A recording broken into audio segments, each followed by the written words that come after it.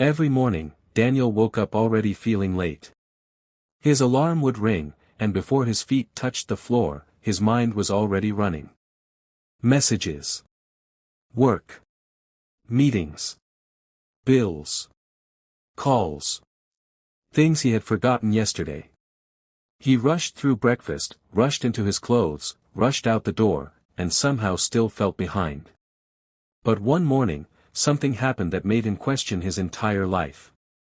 He looked at his watch and realized he had been running for years, without knowing where he was actually trying to go.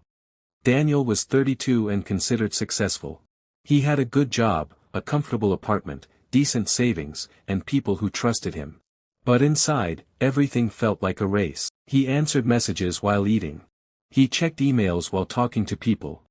He walked quickly even when there was nowhere he needed to be. When someone asked him, "Why are you always in such a hurry?" Daniel always gave the same answer, "I don't have enough time."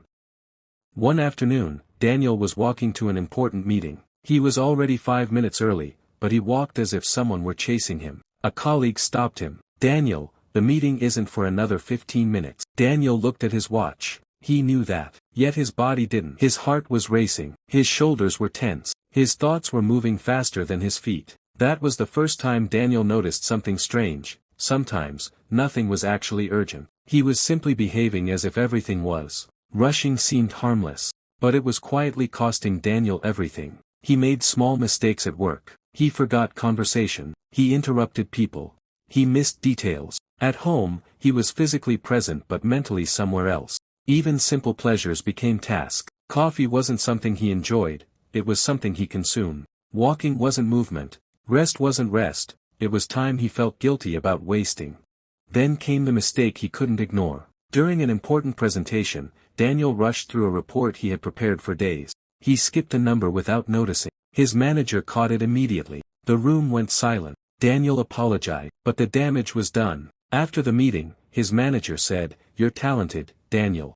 But you're moving so fast that you're becoming careless." Those words stayed with him, not because they were cruel, but because they were true. That evening, Daniel sat alone at his desk. He looked at his calendar. Every hour was filled. Meetings, tasks, calls, appointments.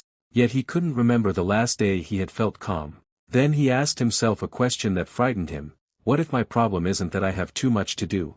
What if my problem is that I never stop rushing? For the first time, Daniel wasn't looking for another productivity trick. He was looking for peace. The next morning, Daniel arrived at work early. Instead of running into the building, he sat on a bench outside. An older man nearby was feeding birds. Daniel watched him. The man moved slowly. No phone, no laptop, no visible urgency. Daniel finally asked, "How do you have so much time?" The man smiled. "I don't have more time than you," he said. "I simply don't spend all of mine trying to arrive at the next moment." Daniel expected a complicated answer. Instead, the old man gave him one simple rule. "Before you hurry," he said, "ask yourself 3 questions. Is it truly urgent? Does going faster improve the result? And what happens if I slow down?" Daniel wrote the questions in his notebook. They looked almost too simple. But that day, he decided to test them. The first test came when Daniel received an email marked urgent. Normally, he would open it immediately. This time, he paused.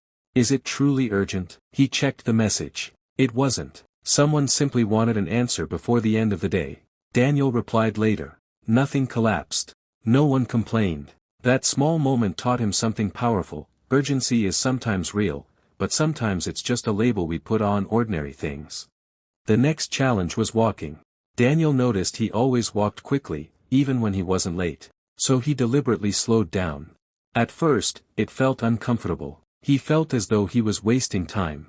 Then he noticed things he normally missed: sunlight on buildings, people smiling, birds moving between trees. Nothing had changed around him. Only his speed had changed. And suddenly, the world felt bigger. Then came the hardest experiment, his phone. Daniel had trained himself to respond instantly. Every vibration pulled his attention away, so he began leaving his phone face down during important tasks. The first few times, he reached for it automatically. Then he stopped. Minutes later, he realized he had completed work faster than before. He hadn't needed more time. He had needed fewer interruptions.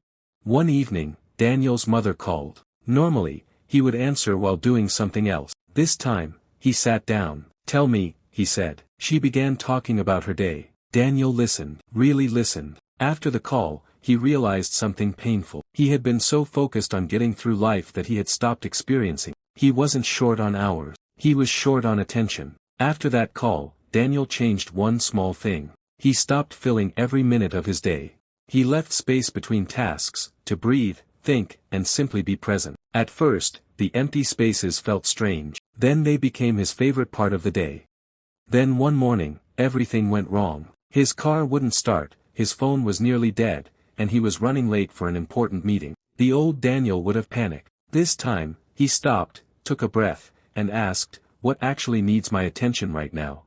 He didn't solve everything at once. He simply handled one thing at a time. And somehow, the world didn't fall apart. Daniel finally understood, he didn't need to live faster. He needed to stop treating every moment like an emergency. Because life isn't a race to the next moment.